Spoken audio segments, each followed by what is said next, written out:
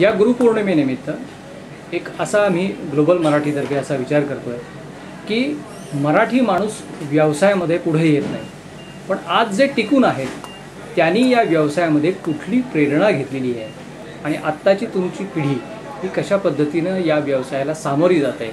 1971 सालापासून व्यवसायात आलो.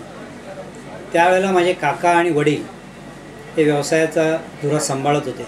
काका म्हणजे राजाभाऊ चितळे आणि वडील रघुनाथराव चितळे हे दोघं मिळून हा व्यवसाय सांभाळत होते आणि त्यांच्याकडूनच प्रेरणा घेऊन मी या व्यवसायात आलो. पहिल्या दिवशी मला जे सांगितलं की आपल्याला सचोटीने व्यवसाय करायचा आहे, कुणाला फसवायचं नाही आहे आणि आपली जी क्वालिटी आहे, दर्जा आहे तो मेंटेन करायचा. माल कमी झाला, कमी पडला तरी हरकत नाही, पण आपली क्वालिटी सोडायची नाही.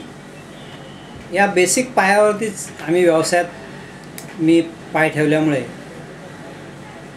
माझे हे वडील आणि काका हे दोन गुरुस्थानीच होते आणि आहेत.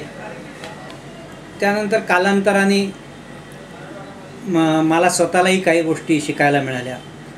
नंतर व्यावसायिक बदल पूर्णतः आम्हाला त्यांनी सहकार्य केलं. काळानुरूप होणारे बदल, आपल्या माल तयार करताना होणारे मेकॅनायझेशन किंवा पॅकिंग मशिनरी यामध्ये त्यांनी आम्हाला प्रोत्साहन दिलं. त्यांच्या ॲडवाईसनेच आम्ही पुढं जात होतो. त्यांनी आम्हाला कधी आडकाठी आणली नाही.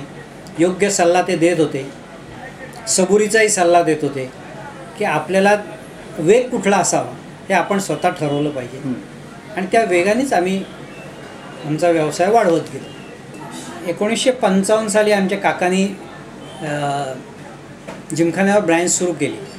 त्यावेळेला माझे वडील आणि काका दोघंजणं दुकानात बसत असे. त्याच्यानंतर आम्ही तिघंजण हळूहळू व्यवसायात आलो. माझा मोठा भाऊ, मी आणि माझ्या काकांचा मुलगा. परंतु उत्पादनाचा व्याप वाढल्यामुळे आम्हाला तिकडं मोठ्या प्रमाणावर लक्ष द्यावं लागलं.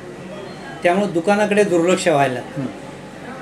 त्यावेळेला आम्ही ठरवलं की आपली स्वतःची दुकानं जी 2 आहेत तीच ठेवायची आणि आपला माल देऊन दुसरी दुकानं काढायची. त्याला आपण डिस्ट्रीब्युटर म्हणतो, फ्रँचायझी म्हणतो. कष्ट करण्याची तयारी पाहिजे व्यवसायात यायचं तर. आणि सुट्टी किंवा विश्रांती हे व्यवसाय स्थिरावल्यानंतरच्या गोष्टी आहेत, याचं ध्यान त्याने ठेवलं तर त्याला व्यवसायात येणं काही अवघड नाही आहे. आणि त्याचा बऱ्यापैकी सेल आहे वेबसाईट थ्रू. लोकल आहे आणि इंटरनॅशनलही आहे. त्याचबरोबर आम्ही एक्सपोर्टही करतो डायरेक्ट. तुझा America, England, New Zealand, Australia, Israel, Ghana या देशामध्ये आम्ही बाकरवडी, चिवडा वगैरेचा एक्सपोर्ट करतो.